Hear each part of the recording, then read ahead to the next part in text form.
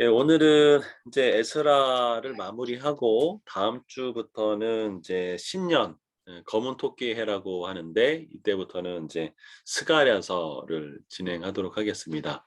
그래서 미리 스가랴서는 조금 어렵습니다.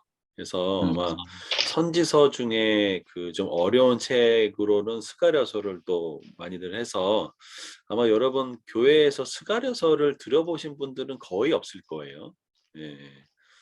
있으세요? 아마 거의 없을 거예요. 예, 그래서 이 스가랴서가 굉장히 깊은 책이기도 하고 예수 그리스도가 메시아로 오시며 또 그것을 예언한 책이기도 하고 또 그것을 그림으로 보여준 책이기도 하고 환상도 많이 나옵니다. 그래서 요한계시록을 이해하기 위해서는 스가랴서, 이사야서, 그 다음에 에스겔서 그거는 거의 필수적으로 이렇게 알아야 이 그 계시록을 좀 이해하는 데 도움이 됩니다. 그래서 다음번에는 이 스가랴서 배울 때 좀 미리 읽어 오시면 좋을 것 같습니다. 오늘 성탄절인데 성탄절과 관련해서 뭐 잠깐 말씀을 잠깐 나누고 그 스가랴 마무리 저기 에스라 마무리 하도록 하겠습니다.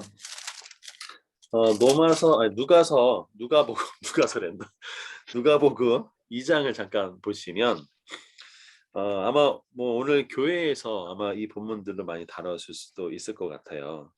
여기에 보면 그 2장 8절에 그 지역의 목자들이 밤에 밖에서 자기 양떼를 지키더니 주의 사자가 곁에 서고 주의 영광이 그들을 두루 비침에 크게 무서워하는지라.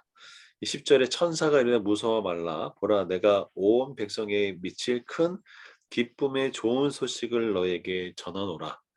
이게 우리 성탄을 맞이하는 분들 모두에게 기쁜 소식이잖아요. 그렇죠? 예수 그리스도가 이 땅에 오신 것. 그리고 11절에 오늘 다윗의 동네에 너희를 위하여 구주가 나셨으니 곧 그리스도 주시니라 라고 명확하게 말씀하셨고 12절을 한번 같이 읽어볼까요? 시작.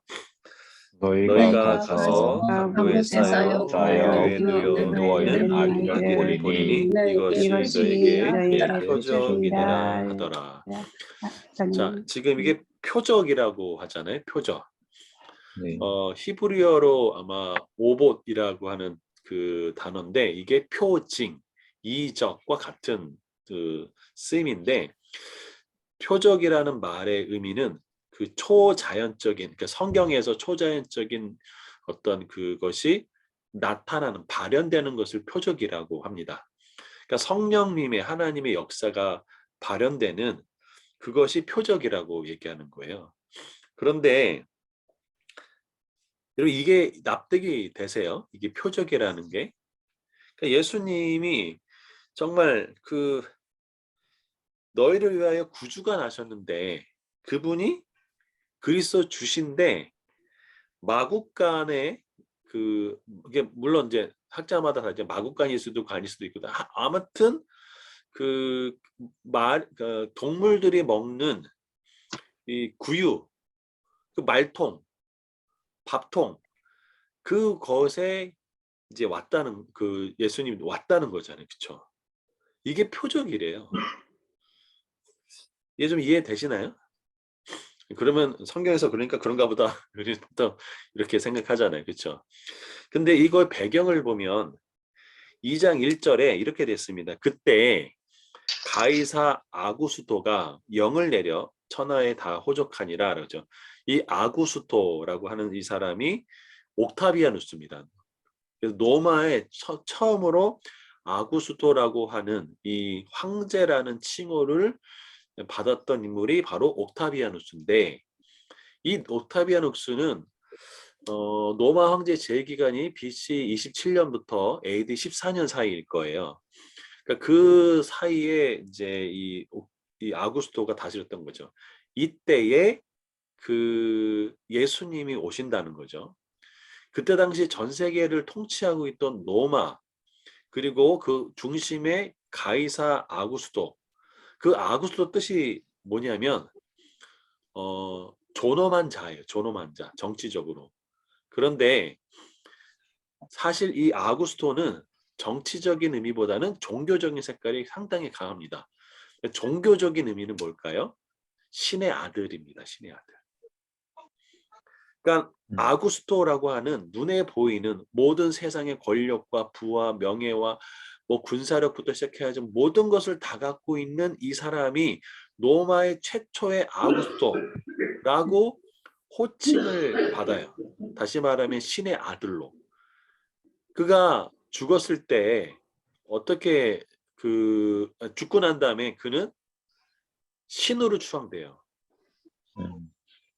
자, 근데 이 정반대편에 세상의 권력과 부와 명예와 모든 것을 다 갖고 있는 이 황제로서의 이 사람이 신의 아들로 선포됐는데 온 세상의 구주이신 예수님은 힘도 없어요. 뭐 돈도 없어요. 가난한 집안에 그것도 태어나기를 어디 태어나요? 구유. 구유에 태어난 것이죠. 완전히 정반대. 그런데 이렇게 정반대의 삶이지만 예수님이 십자가에서 죽으시고 부활하셔서 참 하나님으로 모든 사람에게 나타나잖아요. 그런데 이 아구스토는 죽음으로 끝나버려요. 이런 완벽한 대칭점에 있어요. 이거 보면 참 신기하지 않아요? 사람들이 야 아구스토가 신의 아들이다 라고 했는데 진짜 하나님의 아들은 구유에 오신 이 대척점. 성경의 인물들 중에 이 신의 아들이라고 칭호받는 이 아구스토가 있고 예수님이 있듯이 성경에 또 다른 인물이 있는데 동일한 이름에 하지만 그들의 삶을 완전히 다른 삶이 있었어요. 누구냐면 타이투스라고 혹시 들어보셨나요? 영어는 타이투스고 성경에선 디도라고 합니다. 디도. 디도가 두 명이 있었어요. 물론 이제 풀네임으로 하면 디도 황제와 바울의 제자 디도가 다르긴 하지만 보통 축약해서 디도라고 하거든요. 근데 로마 황제 디도는 어떤 일을 했을까요? 그의 업적 중에 가장 큰 게 뭘까요? 혹시 아시는 분 있나요? 로마 황제의 디도의 가장 큰 업적은? 성전을 무너뜨렸어. 그렇죠. 그 예루살렘 성전을 무너뜨립니다. 이게 로마에 대항해서 유대 항쟁이 발생했고 그 발생한 유대 항쟁을 진압하는 과정에서 디도 황제가 나중에 이 로마의 장군으로서 완전히 무너뜨리죠. AD 70년. 갑자기 생각이 안 나네. 70년. AD 70년. 네, AD 70년에 완전히 무너뜨려요. 그리고 나중에 황제가 됩니다. 근데 성경에 다른 디도가 있죠. 그 디도가 하는 일이 뭘까요? 하나님의 교회를 세워가는 사람이 됩니다. 똑같은 이름의 디도지만 모든 권력과 명예와 부를 가지고 있지만 이 사람은 가장 큰 업적이 하나님의 성전을 파괴하는 것이었고 가난하고 명예도 없고 힘도 없고 그렇지만 똑같은 디도는 제자 디도는 하나님의 교회를 세워가는 사람이 됐죠. 이게 하나님의 역사의 무대 속에 이렇게 마치 아이러니 또 어떻게 보면 약간 유머스러운 그런 일들이 벌어지잖아요. 그래서 누가복음 2장에 이 아구스토 신의 아들과 진정한 그리스도 구주가 이렇게 대척점으로 나왔다는 것 자체가 우리가 많은 시사점을 보여주고 있다라는 거죠. 근데 중요한 건 뭐냐? 이 모든 것들이 하나님의 말씀대로 되는 것이죠. 자, 그게 14절에 보면 이렇게 되어 있습니다. 지극히 높은 곳에서는 하나님께 영광이요 땅에서는 하나님이 기뻐하신 사람들 중에 평화로다라고 하면서 이 하나님의 말씀이 쫙 울려 퍼지잖아요. 그렇죠? 그리고 이 여러분 한번 생각해 보시죠. 처녀가 갑자기 내가 잉태를 한다 이렇게 그 아이를 갖는다라는 것들이 납득이 되겠냐고요. 남자를 알지 못하는데. 이 얼마나 황당한 일이겠어요. 그렇죠? 예. 그런데 이 마리아가 그것을 받아들여요. 그렇죠? 그게 누가복음 1장이거든요. 1장에 그 30절에 보면 이제 그 마리아에게 천사가 나타나서 얘기하냐면 뭐라고 하냐면 천사가 이르되 마리아여 무서워하지 말라 내가 하나님의 은혜를 입었다 보라 내가 잉태하여 아들을 낳으니 이름을 예수라 하라 라고 이야기를 해요. 그러면서 그는 큰 자가 되고 지극히 높으신 이의 아들 여기 나와 있죠. 지극히 높으신 이의 아들 이게 신의 아들이죠. 하나님의 아들. 아까 이거 반대점으로 됐던 사람이 이 옥타비아누스 아구스토잖아요. 자, 주 하나님께서 그 조상을 다윗의 왕위를 그에게 주시리니 영원히 야곱의 집을 왕으로 다스릴 것이며 그 나라가 무궁하리라. 이게 누가복음은 벌써 여기서 하나님의 아들로 시작을 하고 있고 그리고 현실 속에 그 신의 아들로 부르는 이 아구스토라 했죠. 이 양 극단의 차이가 보여지시나요? 이렇게. 자, 그런데 마리아가 질문을 하나 해요. 이해를 할 수 없는 게 바로 34절이죠. 마리아가 천사에게 말하되 나는 남자를 알지 못한다. 그래서 어찌 내가 이런 일이 있겠는가? 라고 질문을 하잖아요. 그때 35절에 천사가 대답하여 이르되 성령이 내게 임하시고 지극히 높으신 이의 능력이 너를 덮으리니 이러므로 나실 바 거룩한 이는 하나님의 아들이라 일컬어질 것이다. 라고 그래요. 천사가 제시하는 것은 두 가지죠. 성령이 임하시고 그 다음에 지극히 높으신 이의 능력 이 두 가지가 임한다는 거죠. 자 그리고 하나님의 아들 여기 이제 명확하게 딱 나왔죠. 하나님의 아들 신의 아들 명확하게 딱 나왔어요. 그러면서 표징을 하나 제시를 해줘요. 그게 뭐냐 바로 36절입니다. 제가 읽겠습니다. 보라 내 친족 엘리사벳도 늙어서 아들을 배었느니라. 본래 임신하지 못한다고 알려진 이가 이미 6달이 되었나니 라고 돼요. 마리아도 믿음이 말은 들었으니까 그런가 보다 했는데 그의 삶 속에 실질적인 표징이 있어야죠. 표징. 그게 뭘까요? 엘리사벳. 그 나이 많은 엘리사벳도 임신을 했다는 거예요. 그리고 6달이 됐다는 구체적인 것을 얘기하잖아요.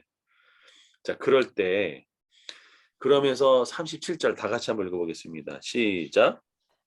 그래서 하나님의 모든 말씀은 응하지 못하심이 없느니라 라고 되어 있어요. 예수 그리스도가 이 땅에 오셨을 때 정말 많은 그 골리앗이 있었죠. 그렇죠? 아니 어떻게 처녀가 아이를 낼 수 있느냐라는 거예요. 그렇죠? 그런데 그것이 이루어졌을 때 중요한 얘기가 바로 하나님의 모든 말씀은 능하시지 못함이 없다라는 거죠. 그래서 모든 거에 가장 중요한 시작은 하나님의 말씀입니다. 그래서 창세기 1장 1절에 어떻게 돼 있죠? 태초에 하나님이 천지를 창조하시니라. 이게 하나님 말씀이에요. 그래서 뭘 했냐면 3절에 하나님이 이르시되 빛이 있으라. 그래서 빛이 있었어요. 그렇죠? 그래서 이 창세기 1장 3절의 이 빛, 그 빛을 요한 복음에서는 빛이 곧 예수 그리스도다라고 쭉 넘어가잖아요. 그러니까 하나님의 모든 사역의 시작은 바로 하나님의 말씀인 거죠. 그런데 마리아가 중요하죠. 바로 38절입니다. 같이 한번 읽어볼까요? 시작. 누가복음 1장 마리아가 38절. 예, 시작. 마리아가 마리아가 이르되 이르되 주의 주의 여종이오니 여종이오니 말씀대로 말씀대로 내게 내게 이루어지라 하매 이루어지라 천사가 천사가 떠나가니라. 그러면 하나님의 말씀을 내 삶의 능력으로 할 수 있는 사람이 어떤 사람일까요? 그게 청지기입니다. 여기서 하나님의 말씀이 내 삶에 이렇게 능력으로 임한다고 얘기했어요. 네가 처녀로서 아들을 낳을 건데 그 아들은 기묘자고 모사고 하나님의 아들이고 다윗의 왕위를 받고 예수고 지극히 큰 자라고 얘기를 하는데 그 말씀이 내 삶에 이루어지기 위해서는 이 마리아에게 요구되는 것은 두 가지였습니다. 첫째가 뭐였죠? 주의 여종.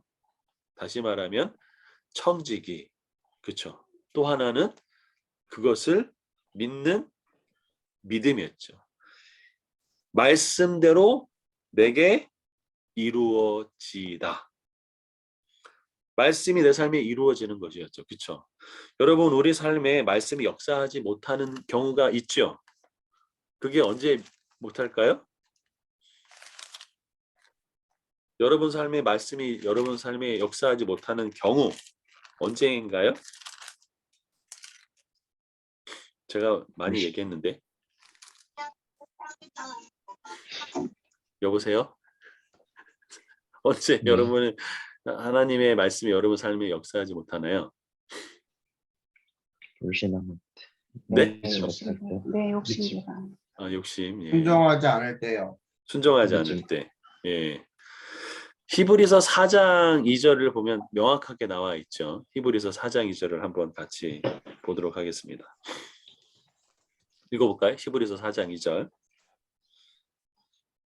찾으셨나요? 같이 읽어보겠습니다. 네. 시작. 그들과 그들과 같이 같이 우리도 복음 전함을 받은 자나 들은 바 그 말씀이 그들에게 유익하지 못한 것은 듣는 자가 믿음과 결부시키지 아니하니라. 말씀이 내 삶에 역사하기 위해서는 그 말씀 자체의 능력이 있지만 그것이 내 삶에 역사하기 위해서 뭐가 필요해요? 믿음이 필요합니다. 그러니까 말씀과 믿음을 결부시키는 신앙이 필요하다라는 것이죠. 근데 그 믿음이 없으면 내 삶의 말씀이 이루어져요? 안 이루어져요? 안 이루어지는 거죠. 그래서 이 마리아가 하나님의 말씀을 받고 그 말씀대로 내게 이루어지리다 라고 고백하는 그 믿음. 그리고 내 삶의 주인이 내가 아니고 나는 주의 여종입니다 라고 하는 내려놓음이 있었다라는 것이죠. 이 믿음. 여러분 그래서 사도 바울이나 하나님의 사람들은 다 대부분 인생의 주인이 바뀌어져 있는 사람이죠. 자기를 부인하고 예수 그리스도를 따르는 사람들이었던 것이죠. 그리고 그 말씀이 내게 이루어지는 것을 믿었던 것이죠. 대표적인 사람이 그 제가 종종 얘기하지만 사도 바울이었죠. 사도 바울이 로마로 가는 배를 타다가 거기서 풍랑 만나면서 이제 죽었다라고 했을 그때에 하나님이 두려워하지 말아라. 너 가이사 앞에 쓸 거야. 너 항해하는 사람은 다 하나님 주셨다라고 했을 때 사도 바울이 고백하는 얘기가 뭐냐? 사도행전 27장을 잠깐 보시죠. 사도행전 27장.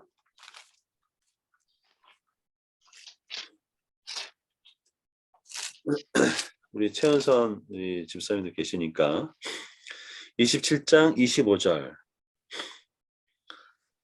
최은선 집사님 좀 읽어주시죠. 그러므로 여러분이여 안심하라. 나는 네게 말씀하신 그대로 되리라고 하나님을 믿노라. 예. 그래서 여기서도 똑같이 얘기하죠. 나는 내게 말씀하신 그대로 되리라고 하나님 뭐 한다고요? 믿노라. 그래서 여기는 성경의 원리가 있어요. 그러니까 하나님이 내 삶에 뭐라고 말씀하시냐. 근데 그것이 내가 감당할 수 없는 것일 수 있죠. 그러나 그것이 우리가 믿음으로 반응할 때 그 말씀의 역사가 내 삶에 이루어지는 것이잖아요. 그렇죠? 이스라엘 역사를 딱 두 가지로 얘기할 수 있습니다. 하나는 하나님 말씀에 순종한 역사. 또 하나는 하나님 말씀의 거역한 역사. 창세기에는 두 가지의 족보가 나오죠.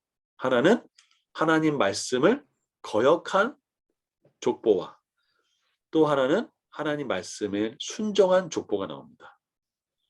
이게 창세기의 중요한 그 족보죠.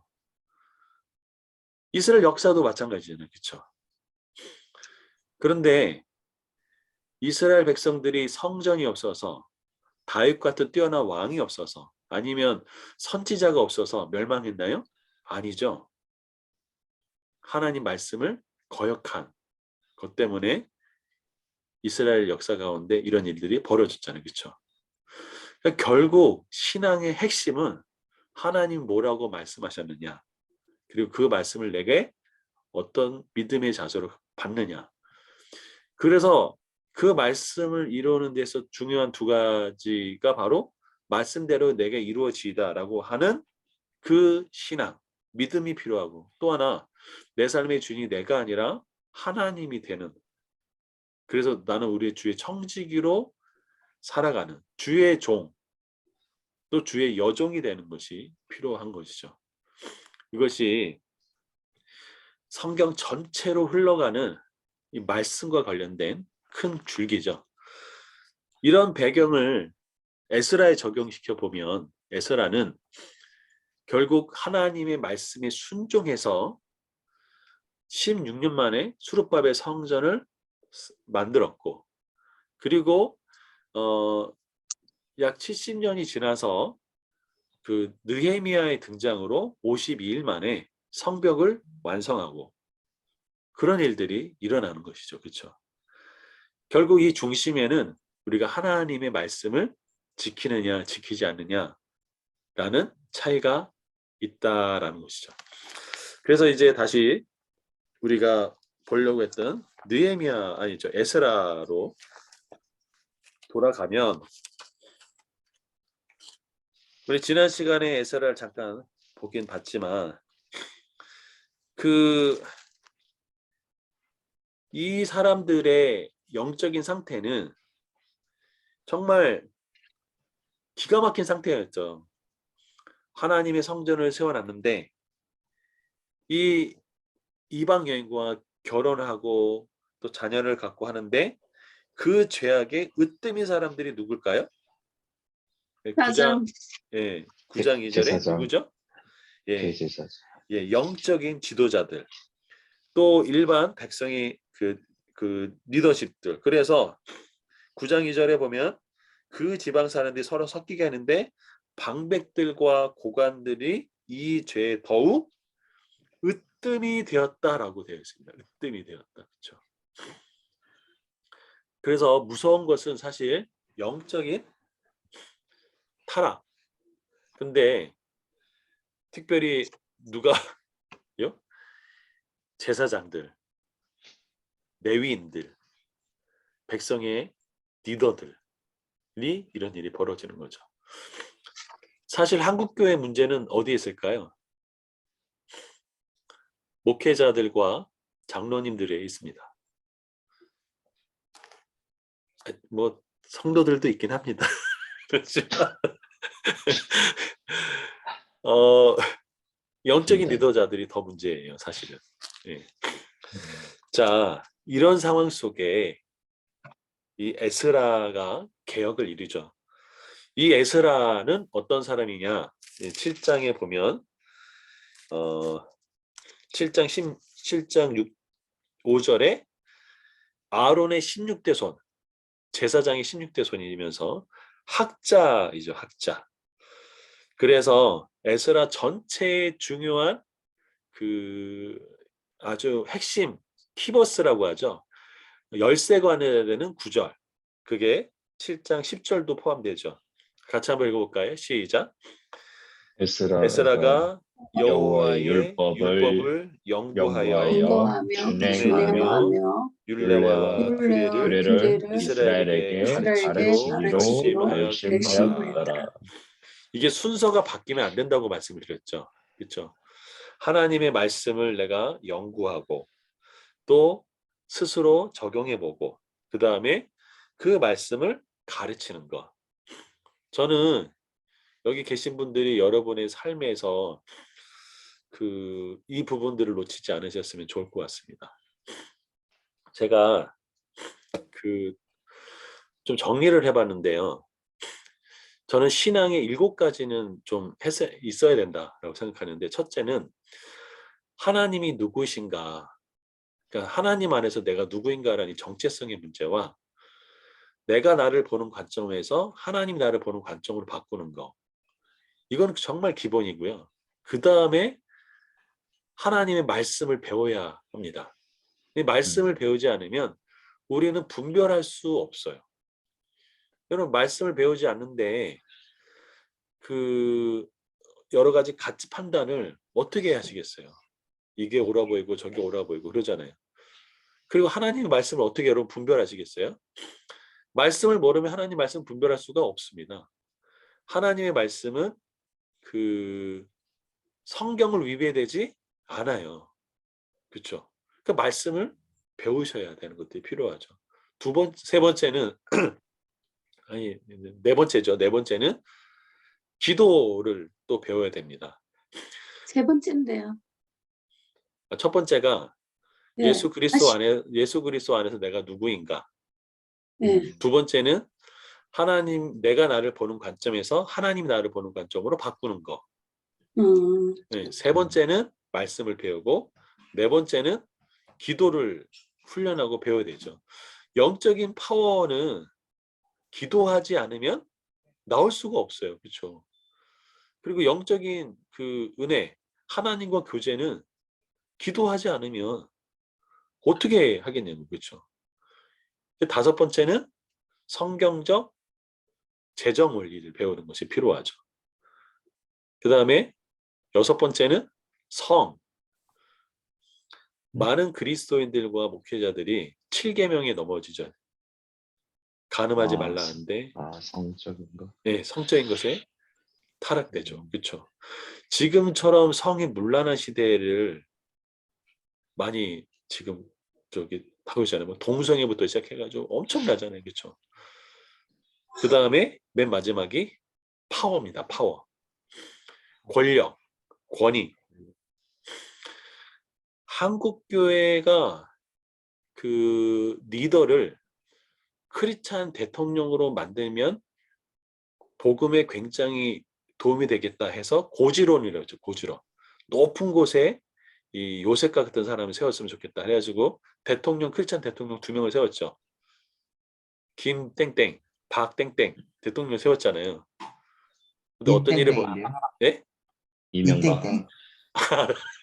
죄송합니다. 이땡땡. 김땡땡도 맞고. 김땡땡. 박땡땡은 천주교고요. 박땡땡이 누구였죠? 박근혜 천주교였습니다. 거기는. 아, 그렇구나. 제가 이명박이 아니라 박명박이잖아요. 아무튼 근데 결과가 어땠어요? 그러니까 결국은, 그리고 교회의 문제의 대부분이 뭐냐면 장로님들이나 목사님들이나 이렇게 이 권위들을 마치 완장창고처럼 생각할 때가 참 많아요. 그렇죠? 근데 이 파워, 힘을 어떻게 사용해야 되는지를 배워본 적이 없는 거예요. 교회에서나 이런 데서. 그렇죠? 여러분 배워본 적 있으세요? 없어요. 그것도 저는 아직 들어보지 못했어요. 결국은 영적인 권위와 힘을 그것도 똑같이 하나님의 청지기의 원리로 써야 된다는 것이죠. 그 대표적인 사람들이 많이 있죠. 그게 느헤미야이기도 하고 에스라이기도 하고 했잖아요. 이 에스라가 어떤 힘을 가졌냐? 보시면 이 에스라는 왕이 내린 조서를 받았어요.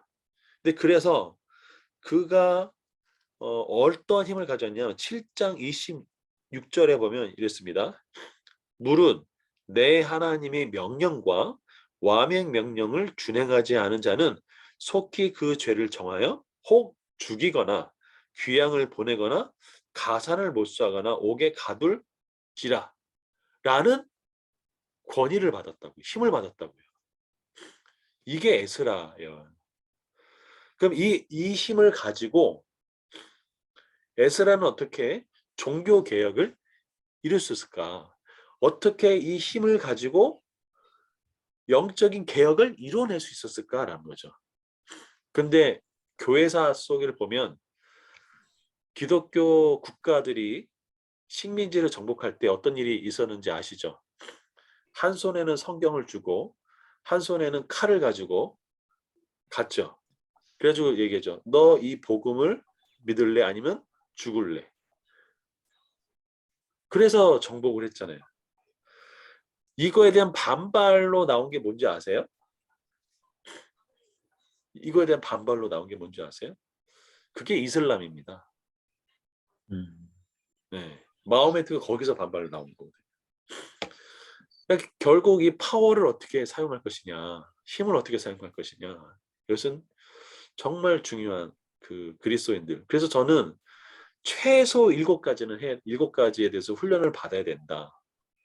그래야 온전한 주의 제자가 될 수 있다라는 거죠. 저는 그렇게 생각이 됩니다.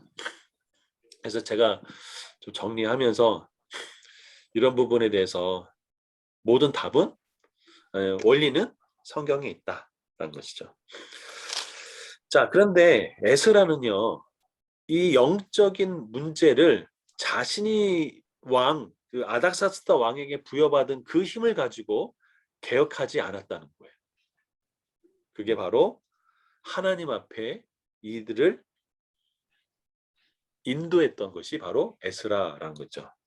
여기 보면 9장 4절, 에스라 9장 4절에 이 9장 3절부터 보면 내가 이 일을 듣고 속옷과 겉옷을 찢고 머리털과 수염을 뜯으며 기가 막히게 앉아 있어요. 그렇죠? 자, 에스라는 하나님 말씀을 지키지 않는 자들을 투옥하고 가산을 몰수하고 그 다음에 죽일 수 있는 권위를 가지고 있었지만 그 권위를 사용했어요, 안 했어요? 하지 않았죠. 그리고 어떻게 했을까요? 오히려 이 일을 듣고 자기가 먼저 속옷과 겉옷을 찢고 머리털과 수염을 뜯으며 있었습니다. 이게 에스라의 진정한 파워였던 것이죠. 영적인 파워. 이렇게 되자 4절에 이스라엘의 하나님의 말씀으로 말미암아 떠는 자, 이 하나님의 말씀에 그 반응하는 자들이 있었다고 지난 시간에 말씀드렸죠. 하나는 말씀에 거역하는 자와 아이고 하면서 하나님께 돌아오는 자, 이 두 가지가 있었다고 말씀을 드렸잖아요. 그러면서 그가 기도하게 되죠.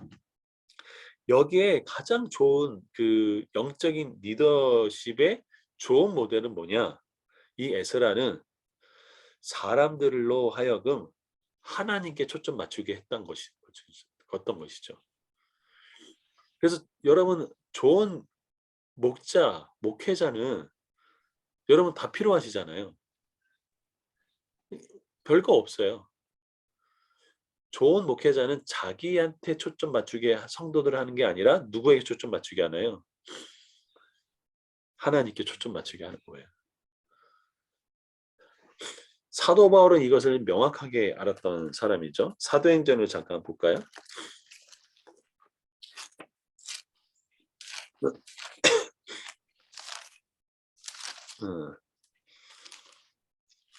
사도행전 20장을 보면 교회 장로들을 모아놓고 이야기를 합니다. 여기서 장로는 우리가 지금 생각하는 그 장로들이 아니고 목회자, 그 다음에 물론 감독 이런 사람도 포함되는 것이죠. 근데 여기서는 보통이 다 목회자 쪽이 더 맞습니다. 자, 그런데 자 사도행전 20장 28절에 보면 이렇게 얘기죠. 이 에베소의 장로들을 모아놓고 하는 얘기야. 여러분은 자기를 위하여라고 명확하게 합니다. 너희들 위하여라고 했어요. 그러니까 먼저 그 파워, 힘을 너희를 위해서 보호하는 데 쓰라는 거죠. 그리고 두 번째는 온 양떼를 위하여 뭐 하래요? 삼가래요. 삼가. 절제해라라는 거죠. 그리고 성령이 그들 가운데 여러분을 감독자로 삼고, 여기도 주어가 명확하죠. 성령입니다. 하나님이 자기 피로 사신 교회를 보살피게 하셨느니라. 이게 목회자의 사명입니다. 아주 심플합니다. 28절. 그렇죠? 자, 그런데 이들이 변질되는 과정을 명확하게 29절과 30절에 딱 나와 있어요. 29절 보세요. 내가 떠난 후에 사나운 이리가 여러분에게 들어와서 그 양떼를 아끼지 아니하며, 30절에 또한 여러분 중에서도 변질이 일어나는데 어떠냐? 제자들을 끌어 누구를 따르게 하고요? 자기를 따르게 하려고 무슨 말을 한대요? 어그러진 말을 하는 사람들이 일어날 줄을 내가 아노라 그래요. 목회자는 슈퍼스타가 되면 안 됩니다. 자기 그 탤런트처럼 자기에게 초점 맞추면 안 됩니다. 그렇다 할지라도 그것을 누구에게 가게 만들어야 될까요? 예수님께 가도록 만들어야 되는 거죠. 그렇죠? 그리고 뭐라고 얘기하냐면 그렇게 그러면 자기에게 초점 맞추는 사람들이 특징이 두 가지. 변질된 그 영적 지도자들의 특징이 뭐냐? 제자들을 끌어 누구를 따르게 해요? 자기를 따르게 하고, 그다음 어떤 말을 해요? 어그러진 말을 하는 사람들이 일어난 거죠. 그래서 심플합니다, 여러분. 좋은 목회자는 하나님께 성도들로 하여금 초점 맞추게 해요. 저는 그런 부분에서는 유기성 목사님이 참 좋은 목회자라고 생각합니다. 이야기가 뭐죠? 나는 죽고 예수로 살자. 나에게 초점 맞추지 말고 영적인 눈을 떠서 예수를 바라보게 해라.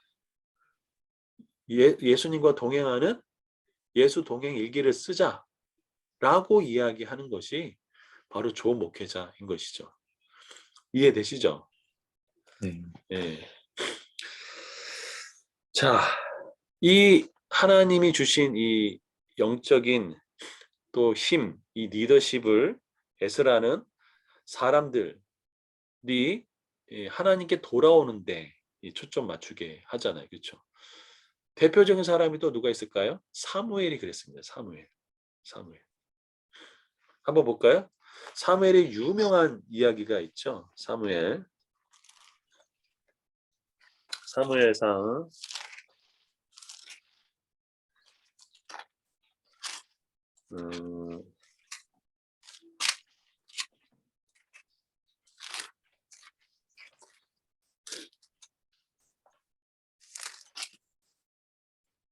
7장입니다. 7장.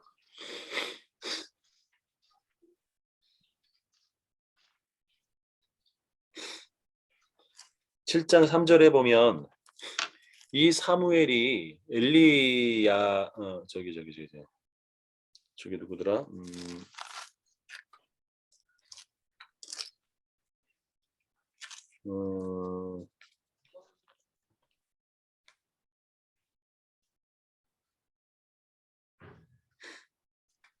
사무엘 시대에 제사장이 있었죠. 갑자기 이름이 생각이 안 나네.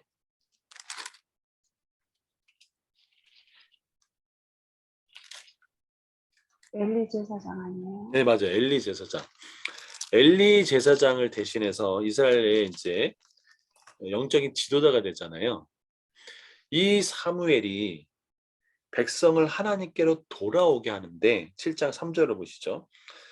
사무엘이 이스라엘 온 족속에 말하이르되 만일 너희가 전심으로 여호와께 돌아오려거든 이방 신들과 아스다롯을 너희 중에서 제거하고 너희 마음을 여호와께로 향하여 그만 섬기라. 그리하면 너희를 블레셋 사람의 손에서 건져내시리라. 명확하게 이스라엘 백성들이 하나님과 교제하고 하나님과 친밀해지는 길을 명확하게 제시하죠. 여기서도 뭘 제거하래요? 이방 신들과 아스다롯 우상들을 제거하라는 거죠. 그리고 뭐라 하고요? 너희 마음을 누구에게로 향하래요? 여호와께 향하라는 거죠. 이게 이 사무엘의 그 영적인 리더십이었던 것이죠. 여기도 동일합니다. 에스라가 이스라엘 백성들이 그럴듯한 성전은 지어놨어요. 근데 이들의 마음은 누구를 향하고 있냐면 이방 여인과 결혼을 했고 그 뒤에는 이방 신들과 우상들의 이런 것을 통해서 영적인 타락 가운데 있었던 것이죠.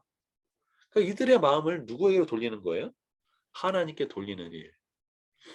그것도 사무엘도 똑같다는 거죠. 그랬을 때 4절 보시죠. 7장 4절. 이에 이스라엘 자손이 바알들과 아스다롯을 제거하고 여호와만 섬기니라라고 되어 있잖아요. 그렇죠? 우리의 삶에 이런 바알과 아스다롯이 있죠. 그것을 제거하고 하나님께 나아가는 것. 영적 성장의 비결은 우리 삶의 우상들을 제거하는 것이죠. 여러분의 삶의 우상은 무엇입니까? 돈, 아, 돈. 네. 또 뭐가 있나요? 여러분의 삶의 우상은? 탐심. 탐심. 예. 뭐야, 표정들은 아무것도 없다는 표정이. 예. 우정민 사장님은 뭐가 우상이 있으세요?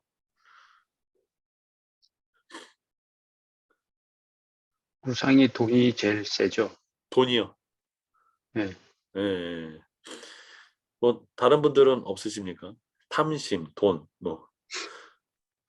그래서 이 돈은 그 예수님이 경고했죠. 두 주인을 섬길 수 없다. 돈을 섬기든지 하나님을 섬기든지 둘 중에 하나밖에 없다고 말씀했어요. 그렇죠? 우리가 살고 있는 이 시대는 만몬이 발달한 자본주의 시대에 살고 있습니다. 여러분 서울이나 뭐 도시 중심가 가면은 으리으리한 그 빌딩을 보잖아요. 어마어마한 일들을 보잖아요, 여러분. 요즘에 재벌집 막내 아들인가? 네, 드라마. 네, 그거 뭐 굉장히 인기리에 방영되는 것 같아서 저도 보고 있는데 결국 거기도 돈이 우상인 그런 것들이 이렇게 쭉 흘러가고 있잖아요, 그렇죠? 우리는 이런 시대에 살고 있어요, 그렇죠? 그런데 이 우상을 제거하고 그래서 성경적 재정 원리, 이 돈을 어떻게 다루냐, 하나님 안에서 다루느냐, 힘을 어떻게 다루냐, 이것이 정말 중요하다고 할 수 있겠죠. 그래서 제거하고 하나님만 섬기는 것, 이게 쉽지가 않아요. 쉽지가 않아요. 이 돌아오는 이것은 돌아올 수 있는 건 다 뭘까요? 하나님의 은혜입니다. 여러분 진리가 너희를 자유롭게 하리라 라는 말씀 들어보셨죠? 네. 근데 여러분이 만약에 돈을 내려놓을 수 없다면 여러분 돈의 노예가 되어 있는 거예요. 여러분의 명예가 만약에 여러분을 내려놓을 수 없다. 그러면 여러분 거기에 묶여 있는 거예요. 자유가 없다는 얘기랑 똑같은 거예요. 그래서 내가 뭐에 묶여 있는지 보는 것은 내 삶에 예를 들면 자녀가 우상인 사람들 있을 수 있고 또 돈이 우상일 수도 있고 명예가 우상일 수도 있고 뭐 건강이 우상일 수도 있잖아요. 그렇죠? 내려놓지 못한다면 내가 지금 거기에 뭐가 있다는 거죠? 묶여 있다라는 것을 보시면 돼요. 그렇죠? 청지기는 자유롭습니다. 그렇죠? 청지기는 자유로워요. 내게 아니니까. 돈도 내게 아니고 물질도 내게 아니고 자녀도 내게 아니니까 자유로워요. 그래서 주인을 바꾸는 사람이 그렇게 쉽지 않다는 거죠. 많은 분들이 이렇게 얘기하잖아요. 제일 어려운 게 머리에서 가슴으로 되는 게 어렵다. 이게 제일 멀다. 저는 다른 말로 얘기하면 내 인생의 주인을 바꾸는 게 제일 어렵다라고 보여줘요. 그 내 인생의 주인을 바꾸기 위해서 하나님은 광야를 사용하시죠. 광야. 이스라엘 백성의 40년, 16년, 요셉의 2년. 그렇죠. 결국 이 에스라 같이 영적인 파워, 이 힘을 가지고 있었던 이 에스라는 이스라엘 백성들을 하나님께 돌아오게 하는데 결정적인 역할을 하죠. 왕, 눈에 보이는 아닥사스다 왕이 아니라 바로 그가 하나님이 부여해 주신 그의 은혜를 가지고 이스라엘 백성을 돌아오게 하잖아요. 그렇죠? 그리고 그가 하나님께 전심으로 뭐 하나요? 기도 드리는 것을 알 수 있어요. 그게 어디냐면 에스라 9장 7절부터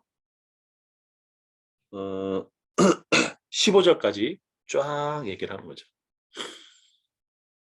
그러면서 우리가 지난 시간에 봤는데 이 기도와 영적인 회복을 통해서 하나님께 나온 사람들 중에는 아까 10장에 스가랴가 있었잖아요. 스가랴. 그렇죠?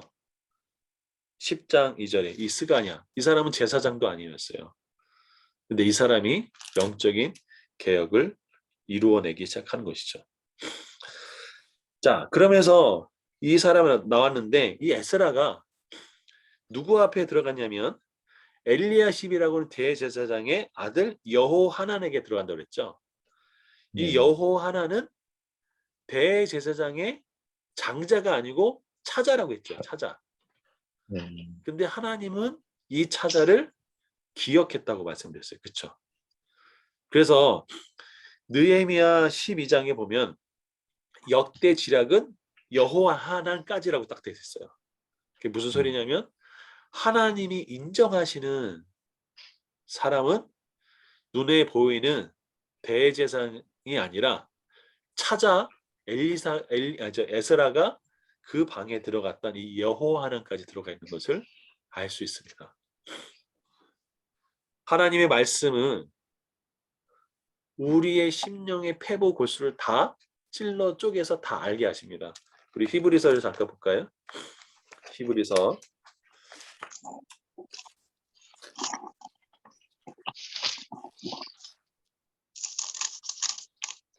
4장입니다. 유명한 말씀이긴 하니까 4장 12, 13절 같이 한번 읽어볼까요? 히브리서 읽어보겠습니다. 음소거 하시고 읽겠습니다. 시작.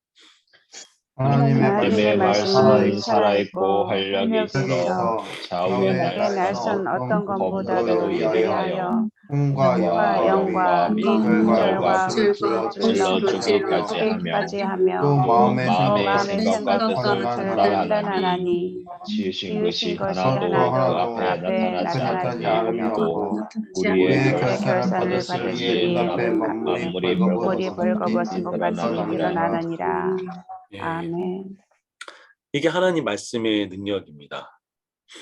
그래서 하나님의 이 말씀은 우리의 모든 것을 다 마치 발가벗기듯이 다 이렇게 드러나게 돼 있어요. 그래서 하나님 말씀이 딱 들어가잖아요. 그럼 이런 반응이 나와요. 내 속에 뭐가 있는지가 딱 나옵니다.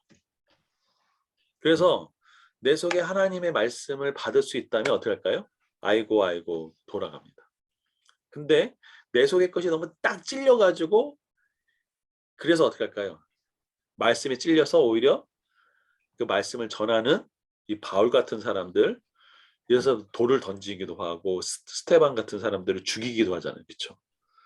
이게 말씀의 역사입니다. 그래서 말씀이 전파될 때 여러분에게 영적인 방해가 굉장히 많을 겁니다. 진짜로 많을 겁니다. 그리고 성경적 재정 교육을 받을 때도 영적인 방해가 굉장히 많습니다. 그리고 제대로 된 성경적 재정 교육이나 말씀은 우리에게 마음의 찔림이 오게 되어 있습니다. 힘듭니다. 예, 힘들어요. 자, 그렇다는 것이죠. 자, 이런 일이 있었더니 자, 우리 이제 에스라 10장을 다시 보도록 하겠습니다. 10장 7절에 보면 유다와 예루살렘에 사로잡혔던 자손들에게 공포하기를 너희는 예루살렘에 모이라라고 얘기합니다. 이게 어떻게 영적인 것들을 풀어가나 보시죠. 자, 그랬더니 8절에 누구든지 방백들과 장로들의 훈시를 따라 3일 내에 오지 아니하면 그의 재산을 정몰하고 사로잡혔던 자의 모임에서 쫓아내리라 하매, 이렇게 명확하게 이제 딱 그 파워가 이제 그 힘이 이제 그 투여되죠. 그렇죠? 자, 그랬더니 9절에 이게 재산을 몰수할 수 있었던 이유는 뭐 때문에 그럴까요? 에스라가 갖고 있는 권위가 있었죠. 그렇죠? 그 말을 한마디면 그렇게 할 수 있는 권위가 있었던 거죠. 그러니까 하나님 앞에 나아가는 데 있어서 그렇게 그 권위를 사용할 수 있었던 에스라의 모습을 볼 수 있었던 것이죠. 그렇죠? 이렇게 하나님이 주신 권위와 힘을 사용하는 것이 필요한 거죠. 이런 것을 우리가 배워야 될 필요가 있는 것이죠. 자, 그랬더니 보십시오. 9절에 유다와 베냐민 모든 사람들이 3일 내에 예루살렘에 모이니 때는 9째 달 21일이라. 무리가 하나님의 성전 앞 광장에 앉아서 이 일과 큰 비 때문에 뭐하고 있어요? 떨고 있다. 이 당시에 이제 사람들이 모였는데 이들의 잘못이 다 드러난 거예요. 그렇죠? 쫙 드러났어요. 떨고 있습니다. 근데 또 비도 왔어요. 참 아이러니하죠. 그렇죠? 근데 비는요, 참 되게 저는 좋은 것 같아요. 이렇게 비가 온다는 거는. 왜 이른 비와 늦은 비의 축복이 있듯이 이때도 하나님 비를 내려주잖아요. 그렇죠? 자, 그런데 비가 오니까 사람들이 추워서 덜덜 떨고 있잖아요. 자, 그런데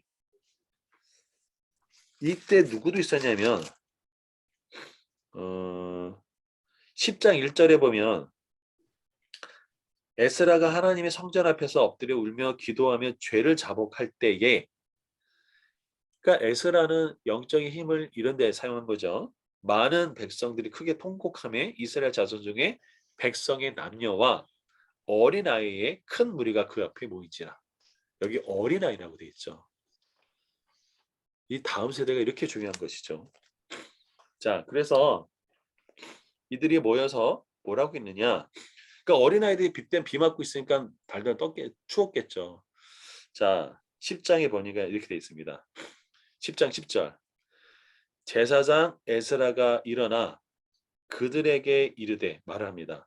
너희가 범죄하여 이방 여자를 아내로 삼아 이스라엘의 죄를 더럽게 하였으니 라고 명확하게 죄를 얘기합니다. 죄를 죄의 영향력과 죄의 권세를 물리치는 중요한 그 영적인 툴은요, 죄를 다 드러나게 하는 겁니다. 무슨 소리냐면 곰팡이를 제거하기 제일 좋은 방법은 햇볕에다 말리는 거죠. 그러니까 빛 가운데 드러나는 거죠. 마찬가지로 죄의 그 능력, 죄에 사로잡혀 있는 것들을 그 힘을 잃게 하는, 죄의 힘을 잃게 하는 중요한 방법 중에 하나가 뭐냐면 바로 빛 가운데 드러내는 거죠. 여러분, 회개하실 때 하나님께 저 이러이러한 죄를 지었습니다라고 고백하는 거, 이게 굉장히 중요한 겁니다. 자복하는 게. 왜냐하면 그 자복하는 순간 죄의 힘을 잃어버리기 때문에 그렇죠. 천주교에서는 고해성사라고 하잖아요. 그렇죠? 그것도 저는 나쁘지 않다고 생각합니다. 예. 그 믿음의 공동체가 되게 중요한 게 뭐냐면요. 이 죄악들을 자백하고 고백할 때 성숙한 그 믿음의 공동체는 그걸 정죄하거나 판단하거나 이런 것이 아니라 함께 기도하고 함께 나가는 것이 필요하죠. 그래서 영적인 공동체가 굉장히 중요합니다. 그것을 토해냈을 때 안전하게 그것이 지켜지고 보호되고 라는 것이 필요한 것이죠. 그렇죠? 여러분은 그런 공동체를 가지고 계시나요? 적어도 부부는 그렇게 하시면 좋을 것 같아요. 부부. 왜냐하면 내가 이러한 것에 어려움을 갖고 있다. 내가 이러한 것에 그 유혹을 있다. 내가 이런 것에 시험을 들고 있다라는 것들을 나누지는 못하더라도 모든 사람에게 다 나눌 수는 없더라도 적어도 부부 사이에는 그것들을 이렇게 나누고 기도 부탁을 할 때 그 영향력들이 끊어지게 되죠. 그리고 또 신뢰할 만한 영적인 지도자들한테 이 부분들을 위해서 놓고 기도할 때. 그래서 죄의 영역, 죄의 힘.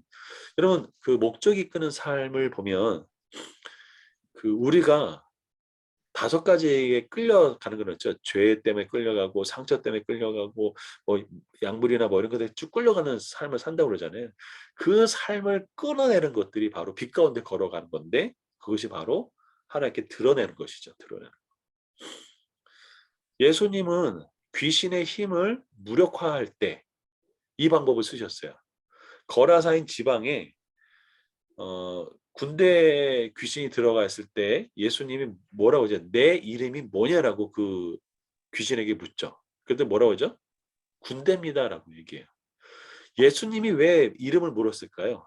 정체를 밝히는 거거든요. 정체. 그래서 에스라는 아주 탁월한 영적인 지도자였던 것이죠.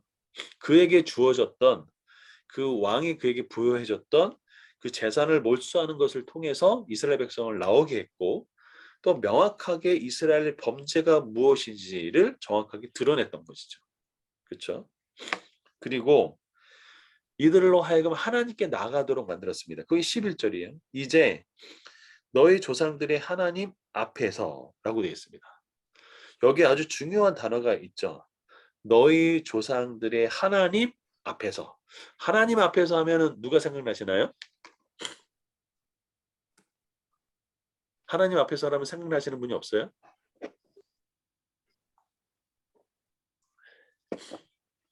여보세요? 모세. 모세 말고 이 모사도 있죠. 근데 죄를 다룰 때 하나님 앞에서 혹시 생각나시는 분 없나요? 아브라함이요? 땡. 제가 원하는 답은 아니었습니다. 맞추시면 500원. 요셉? 또 요셉은 아닌데. 언제요? 나를 내려놓을 때. 언제 나를 옥에 내려? 갇힐 때. 옥에 갇힐 때. 그것도 좋긴 한데요. 창세기 잠깐 보시죠. 창세기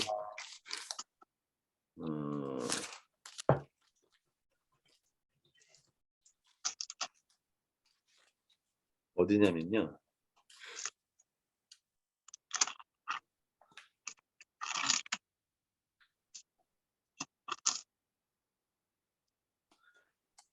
사, 39장 9절입니다. 한번 읽어볼까요? 같이 창세기 39장 9절. 이 집에는 네, 같이 시작. 이 이 집에는 집에는 나보다 큰 이가 없으며 주인이 아무것도 내게 금하지 아니하였어도 금한 금한 것은 것은 당신의 분이니 당신은 그의 그의 아내입니다. 그런지 그런지 내가 어찌 큰 악을 행하여 하나님께 하나님께 죄를 지으리까. 네, 이게 여기 이제 하나님께라고 했지만 원문에는 그 하나님 앞에서, 예. 그러니까 코람데오가 하나님 앞에서잖아요. 그런데요. 예. 네. 하나님 앞에서 내가 죄를 지으리까라고 돼요. 그렇죠? 여기 저는 여기서 되게 중요한 은혜를 받는데 금한 것이 없어도 스스로 금할 수 있는 사람. 그게 요셉이었습니다. 눈에 보이는 세상의 규범이 금하지 않아도 하나님 앞에서 죄를 스스로 금할 수 있던 사람. 그게 요셉이었던 거죠. 다시 에스라로 다시 돌아오면 11절에 10장 11절에 너희 조상들의 하나님 앞에서 코람데오죠. 코람데오. 뭘 하래요? 죄를 자복하고. 우리가 죄를 자복하는 것은 굴욕이나 이런 것이 아니라 우리가 하나님과 관계를 회복하는 길이고 죄의 영향력, 힘을 끊어내는 길이 죄를 자복하는 것입니다. 그렇죠? 그리고 그의 뜻대로 행하여 하나님 말씀대로 행하는 것이죠. 그 지방 사람들과 그 여인을 끊어버려라 라고 명확하게 이야기합니다. 자, 이 그 지방 사람들과 그 여인들을 끊어버려라 라는 것은 인간관계를 단절해라 라는 것으로 이해하기보다는 그 뒤에 있는 뭘 끊으라는 건가요? 우상 숭배를 끊으라라는 얘기랑 똑같습니다. 그것을 느헤미야에서는 정리하죠. 에스라 느헤미야를 한 권이라고 얘기했을 때 느헤미야에서 보면은 명확하게 얘기하죠.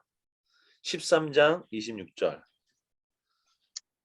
27절 제가 읽어드리겠습니다. 27절 너희가 이방 여인을 아내로 맞아 이 모든 큰 악을 행하여 우리 하나님께 범죄하는 것이 우리가 어찌 용납하겠느냐라고 되어 있어요. 그러니까 이들의 범죄 원인이 결국 뭐예요? 우상숭배. 예, 우상숭배인 거예요. 근데 이스라엘 백성이 뭘로 망했나요? 우상숭배로 망했어요. 그렇죠? 근데 이것을 또다시 하고 있는 거예요. 이게 죄악이 얼마나 무서운지 아시겠죠? 예, 이게 죄의 힘입니다. 자, 그랬더니 12절 다시 이제 에스라 돌아와서 10장 12절에 모든 회중이 큰 소리로 대답하여 이르되 그쵸? 당신의 말씀대로 우리가 마땅히 행할 것이니라. 저는 이게 되게 중요한 거라고 생각합니다. 이게 하나님 말씀에 반응하고 이들에게 희망이 있는 이유가 바로 12절 때문에 그런 거죠. 하나님 말씀을 거역하는 백성의 길로 갈 거냐, 하나님 말씀을 순종하는 백성의 길로 갈 거냐는 사실 그 마음에 달려 있는 거잖아요. 그렇죠? 자, 그랬더니 13절 보시죠. 그러나라고 되어 있어요. 그러나. 첫째는 백성이 많아요. 그렇죠? 또 두 번째 큰 비가 내리는 때니라고 그러죠. 때니. 능히 밖에 서지 못할 것이요 라고 되어 있습니다.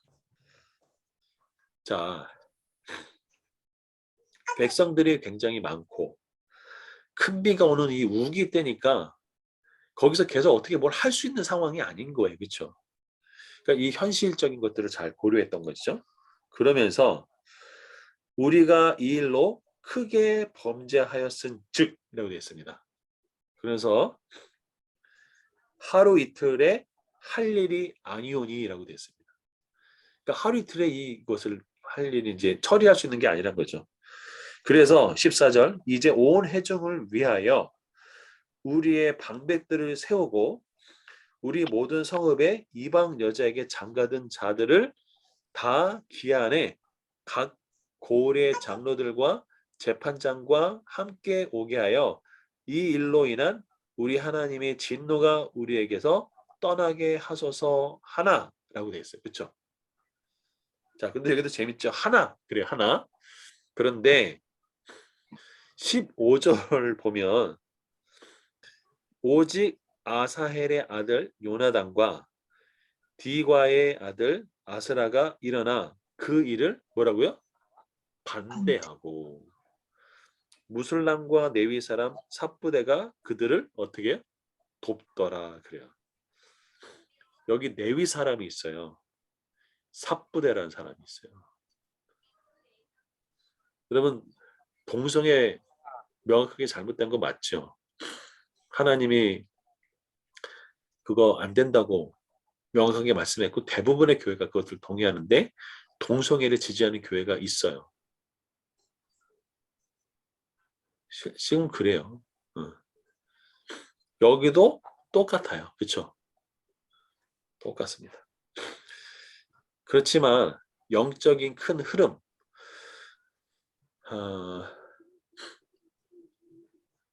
저는 교회가요, 생명력을 잃고 안 잃고는 두 가지라고 봐요.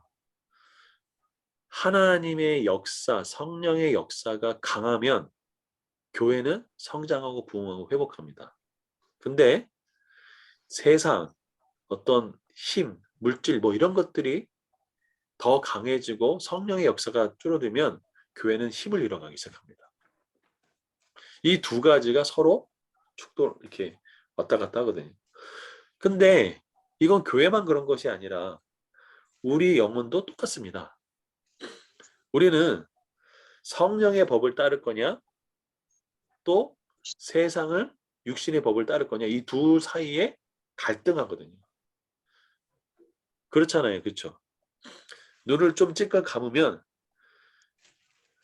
엄청난 재정적 수입이 올 수 있는 그런 상황에 몰릴 때도 있고, 적당히 타협만 하면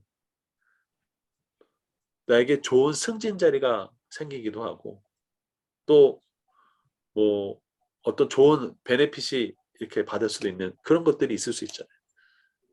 근데 거기서 버텨내고 싸울 수 있는 것은 제자만이 할 수 있습니다. 제자만.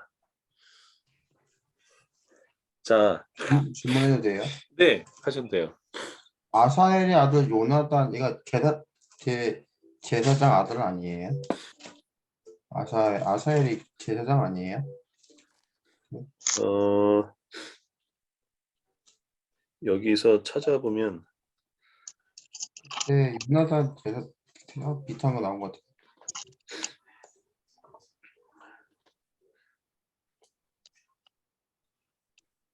반대한 사람이 주종자가 얘네들이 제사장의 아들이 아닌가 해가지고. 이따 명단 나오거든요. 그게 보면은 제가 써나 안 냈었나 기억이 안 나네. 어떤 것 같아서. 한번 보시죠. 이따가 명단 보면서. 네. 근데 명확한 거는 누가 일어났어요? 내위 사람이 일어났어요. 그렇죠? 그러니까 영적인 지도자들이라고 하는 사람들 중에도 하나님 말씀을 거역하는 사람들이 일어나는 거죠. 예, 있습니다. 자, 그랬더니 16절에 보면 사로잡혔던 자들의 자손이 그대로 한지라. 이게 중요하죠. 제사장 에스라가 그 종족을 따라 각각 지명된 족장들 몇 사람을 선임하고, 여기도 아주 되게 중요한 에스라의 리더십을 볼 수 있죠. 아무나 세운 게 아닙니다. 그렇죠? 누가 선임해요? 에스라가 선임해요. 그렇죠? 여러분, 여기 있던 이런 이미 범죄한 사람들을 세운 게 아니라, 이 에스라가 봤을 때 하나님 말씀을 순전하게 따를 수 있는 사람들을 세웠다는 것이죠. 그래서 조사를 하기 시작합니다. 그래서 열째 달 초하루에 앉아 그 일을 조사하고, 첫째 달 초하루에 이르러 이방 여인을 아내로 맞이한 자들을 조사하기를 마치느니라. 그러니까 열째 달 초하루 10월 1일인데 해가 넘어가서 1월 1일이 된 거예요. 그렇죠? 그러니까 몇 개월이 걸린 거죠. 그죠? 자, 조사를 마쳤습니다. 그랬더니 이제 명단을 발표합니다. 자, 18절에 제사장의 무리 중에 이방 여인을 아내로 맞이한 자는 예수아의 자손 중에 요사닥의 아들과 그의 형제 마세야와 엘리에셀과 야릭과 그달야라. 이게 제사장의 이제 족보 중에 얘기하는 거죠. 여기서 예수아는 여호수아입니다. 학계 스가야 말라기스 그 학계에 이 수르바벨과 함께 왔던 이 예수아, 여호수아 제사장이거든요. 자, 그 자손 중에 이런 사람이 있었던 거죠. 19절. 그들이 다 손을 잡아 맹세하여 그들의 아내를 내보내기로 하고 그 죄로 말미암아 순양 한 마리를 속건제로 드렸으니 라고 되어 있습니다. 자, 그 다음에 또 임멜의 자손 중에 하나니아와 스다야요 하림의 자손 중에서는 마아세야와 엘리야와 스마야와 여히엘과 우시아요. 바수올의 자손 중에서는 엘료노에네와 마세야와 이스마엘과 느다넬과 요사박과 엘라사였더라. 그 다음에 23절 레위 사람 중에서는 요사박과 스무이와 글라레아 하는 글리다와 부다히야와 유다와 엘리에셀이 있더라 라고 되어 있습니다. 자, 여기에 보면 하림 자손 나오고 바수올 자손 나오고 레위 사람 나오죠. 다 영적인 지도자들이에요. 그 다음에 24절에 보면 노래하는 자, 그러니까 성전에 모여서 하나님께 찬양하고 예배하는 자들이죠. 엘리야시비요 문지기요는 살론과 델렌과 우리였더라. 이스라엘 25절 이스라엘 중에서는 바로스의 자손 중에서 나마와 이시야와 말기야와 미야민과 엘르아살과 말기야와 분하나요. 엘람 자손 중에서는 밑다야와 스가랴와 여히엘과 압디와 예레목과 엘리야요. 삿두 자손 중에서는 엘료예네와 엘리아식과 mat다냐와 예레목과 사박과 야아시사요.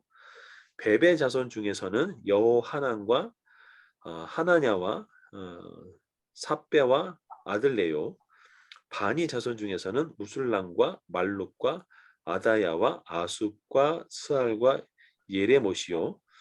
바모압 자손 중에서는 안나와 글라와 분하야와 마세야와 mat다냐와 부살넬과 빈누이와 문하셋이요. 하렘 자손 중에서는 엘리에셀과 이사야와 말기야와 스마야와 시므온과 베냐민과 말룩과 스마라요.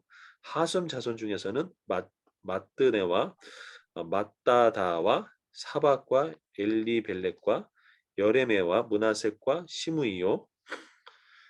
바니 자손 중에서는 마아데와 아브람과 우엘과 분하야와 베드야와 글루히야와 와냐와 무레목과 예라십과 mat다냐와 마뜨네와 야이수와 바니와 빈누이와 시므이와 셀레마와 나단과 아다야와 막나드베와 사세와 사레와 아사렐과 셀레마야와 스마야와 살룸과 아마랴와 요셉이요. 느보 자손 중에서는 여이엘과 mat디디야와 사박과 스브네와 이또와 요엘과 분야다이더라. 44절 같이 읽어보겠습니다. 시작. 이상 모두 이방 여인을 맞이한 자라. 그 중에서 자녀를 낳은 여인도 있었더라. 지금까지 언급된 사람들이 117명 정도 되거든요. 지금 에스라가 개혁을 끝냈나요? 안 끝냈나요? 여기서 보면은 조사만 했어요. 그렇죠? 네. 그렇죠. 조사만 했어요. 그러니까 에스라와 느헤미야를 한 권으로 보는 게 맞아요. 자, 그러고 난 다음에 사실 이게 쉬울까요? 어려울까요? 여러분 같으면은 이게 쉬우시겠어요? 117명 보고 다 이혼하라고 하는데 말도 안 되는 거죠. 그런 거죠. 완전 자식들 부모 갈라놓은 건데. 그러니까 쉬운 게 절대 아닙니다. 근데 그렇게 한 사람이 있죠. 누굴까요? 뭐 지금 에스라 느헤미야 계약 말씀하시는 거 아닌데 에스라 말씀하시는 겁니다. 그전 그거냐? 앞에 네. 그렇게 한 사람이 있어요. 믿음의 그거냐? 조상. 아, 믿음의 조상. 믿음의 조상하면 누가 생각나시죠? 아브라함이요. 아브라함. 아브라함이 그렇게 했나요? 안 했나요? 했죠. 그렇죠. 예, 이스마엘과 그 어머니 그 하갈을 내쫓죠. 네. 네. 거기도 이방 여인 맞잖아요, 그죠? 네. 예. 그러니까 여기도 그렇게 했어야 되는 거 결코. 근데 아브라함이 어떻게 했나요? 정말 고민 엄청나게 하잖아요, 그렇죠? 그렇죠. 예. 그러니까 이것도 마찬가지예요, 그렇죠? 그러니까 이 개혁이 진짜 쉬운 개혁이 아니라고요.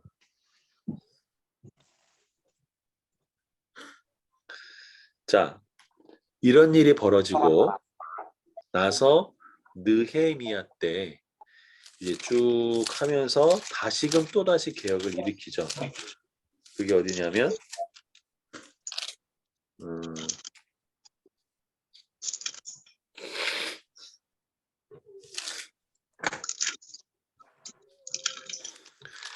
그게 느헤미야 13장을 보면 13장 28절과 보면 느헤미야 13장 28절부터 31절까지가 느헤미야 개혁이 종결된 것으로 나옵니다. 강석환 집사님 좀 읽어주시죠. 느헤미야 13장 몇 절부터요? 28절부터 31절.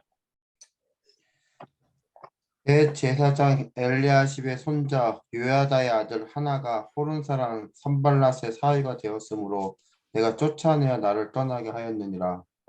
내 하나님이여 그들이 제사장의 직분을 더럽히고 제사장의 직분과 레위 사람에 대한 언약을 어겼사오니 그들을 기억하옵소서. 내가 이와 같이 그들에게 이방 사람을 떠나게 하여 그들을 깨끗하게 하고 또 제사장과 레위 사람의 반열을 세워 각각 자기의 일을 맡게 하고 또 정한 기한에 나무와 처음 익은 것을 드리게 하였사오니 내 하나님이여 나를 기억하사 복을 주옵소서.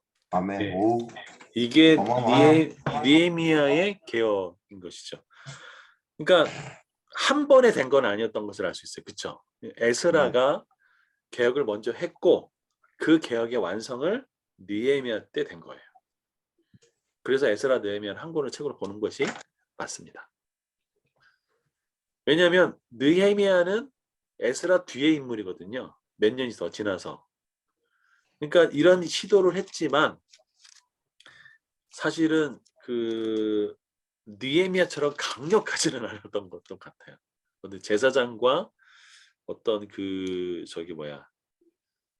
이 학자로서보다도 느헤미야는 실제적으로 왕의 명령을 가지고는 실질적인 통치자였던 것을 봤을 때 그런 것을 보면 에스라와 느헤미야를 통해서 하나님의 선한 손길이 흘러가고 그 중에 특별히 아닥사스다 왕을 하나님이 사용하시는데 처음에는 성전의 그 그러니까 성벽을 짓는 것들을 방해를 하죠. 이 아닥사스다 왕이.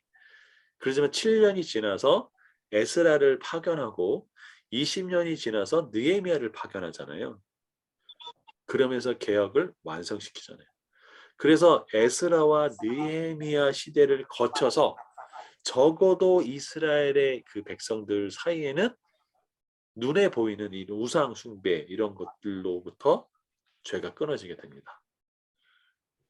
그럼 이제 실질적인 다른 것들이 또 많이 있죠. 근데 개인적으로 에스라가 있기 때문에 느헤미야가 개혁이 있었던 것, 그렇죠. 왜냐하면 16절에 일단 각각 일단은 여기서 부정한 자들을 이제 찾아야 되니까 지명된 족장과 몇 사람을 리더를 세우잖아요. 그렇죠. 네, 그러니까 리더를 딱 세우기 때문에 그래서 결국은 니에미가 그것을 이제 그런 거를 사전에 에스라를 어떻게 해왔던 걸 봤기 때문에 50일간 성명 건축이나 이런 거 다 가능하지 않느냐. 그렇죠. 그래서 이 개혁을 한 번에 되는 거는 아니고 점진적으로 계속 되는 거죠. 그러니까 우리가 어떤 죄악들이 있잖아요. 예를 들어서 크게 두 가지가 은혜가 있는 것 같아요. 어떤 분은 뭐 도박하고 술 이렇게 했던 분들은 이게 강력한 성령의 역사가 있는 데서는 그게 한꺼번에 이게 다 끊어지는 분들도 있어요. 근데 어떤 것들은 이렇게 점점 해서 이게 죄악들이 이렇게 점점 이렇게 죄악들이 떨어져 나가면서 거기서 이렇게 없어지는 경우가 있죠. 그래서 우리가 패턴이 있거든요. 어떤 거는 이렇게 한꺼번에 뚝 끊어지는 죄도 있고, 어떤 거는 그래서 마치 이렇게 어떤 죄를 졌어요, 제가. 그럼 그 죄를 이렇게 앉아서 있다가 또다시 그 죄를 또다시 짓고, 또 회개했는데 또다시 다시 짓고 하면서도 이것이 점점 이렇게 죄에서 끊어지는 그런 경우가 있죠. 그러니까 이 죄에서 끊어지는 것은 하나님의 은혜죠. 은혜. 나왔는데요. 네. 웃길 수 있어서 얘기해도 되죠. 네. 이거 보니까, 웃기셔야 됩니다. 아셨죠? 이거 보니까 진짜 메나테크 저희가 조직을 기가 막히게 잘하는 것 같아요. 왜요? 리더를 잘 세우려고 엄청 노력하잖아요. 아. 네. 예. PD는 아무나 되는 게 아니거든요. 미치겠다 내가 진짜. 우상 숭배를 끊어야 되는데 아직도 피해 먹고 있어요. 아니 저기 많이 자, 끊었어요. 여보세요. 네, 지금 이상하게 돌아가지 마시고 자 보시죠. 자 사도행전 자 6장을 보세요. 6장에 보면 문제가 하나 생기죠. 어떤 문제가 생기냐면 이 헬라파 그 유대인들이 구제에 빠져요. 히브리파 사람들이 이제 원망을 막 하죠. 히브리 사람들이 원망하죠. 자 그러면서 이때 그 리더자를 세우죠. 리더자. 그 리더자가 누구냐? 6장 3절에 보십시오. 한번 읽어볼까요? 시작. 형제들아 너희 가운데서 성령과 지혜가 충만하여 칭찬받는 사람 일곱을 택하라. 우리가 이 일을 그들에게 맡기고 라고 됐어요. 이게 굉장히 중요한 원리입니다. 성령과 지혜가 충만한 사람. 다른 말로 얘기하면 하나님의 청지기예요. 청지기. 그렇죠? 내 인생의 주인이 내가 아니라 하나님께 간 사람.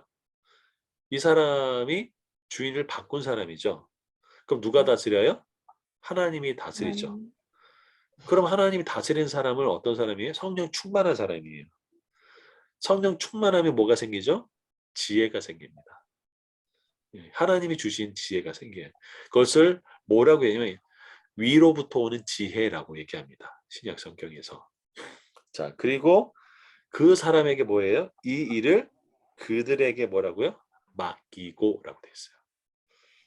이게 하나님의 사역을 하나님의 일을 하는데 굉장히 중요한 원리입니다. 원리. 아셨죠? 예. 이걸 목사를 말하나요? 네? 질문 있어요. 지금 예. 여기 말씀하신 중에 목사님 예. 그 직업을 치면 목사를 이야기하는 건가요? 아니에요. 목사하고 전혀 상관이 없어요. 상관없고. 전혀 상관없어요. 예. 여기 있는 사람들은 다 집사들입니다. 7집사야. 예, 7집사예요. 5절에 나오신 분들. 우리가 그 착각하지 말아야 될 것은 직분이 그 하나님의 일을 감당하는 뭐가 되는 건 아닙니다. 예. 이해 되셨죠?